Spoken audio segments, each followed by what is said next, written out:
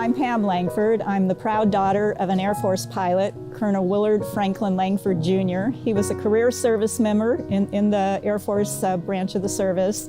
We had a wonderful life thanks to my dad, an adventurous life. He started his career shortly after graduating from the University of Florida. He participated in the ROTC program there, graduated in 1954, and immediately was commissioned as a second lieutenant in the Air Force.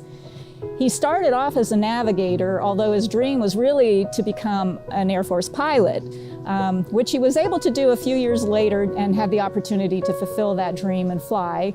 Over the course of his career, he was stationed in probably 13 different military bases in over 7 states and 2 countries, including the Philippines and England. He learned how to fly F-4s. This was at the height of the Vietnam War. Things were really getting hot over there and they needed more pilots. So shortly after he learned and mastered that aircraft, he went straight to Vietnam, where he was in a squadron. They called him the Night Owls because they flew only at night. He flew over 100 missions, well over 100 missions during his time in Vietnam. And as a result of some of the conditions under which he flew, he was awarded Distinguished Flying Cross. That's just one of many commendations he got during a very distinguished career in the service.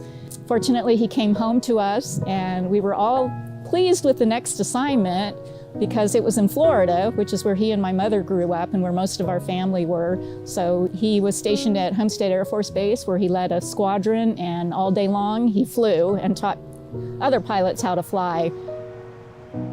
About that time, he had 3 teenage daughters, and his blood pressure went a little bit north, and that pretty much ended his career in terms of flying. He then was stationed at Norton Air Force Base, nearby in San Bernardino, California.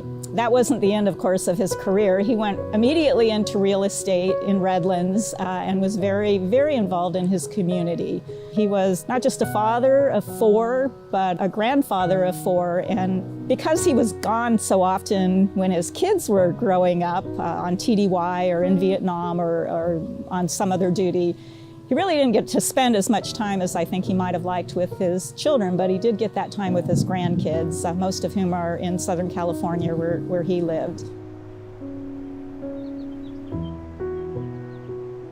He was just a good man. He loved his family. He loved his country. He loved his community. He was a patriot. He was a hero to me. He was a hero to his family. We're so fortunate to have this incredible national cemetery right here in Southern California, right near where my dad lived for more than 40 years. And this is where we laid him to rest, so we can visit him. It's a beautiful place to be. We miss him very much, but as I said, he's nearby and he's always in our hearts and our memories.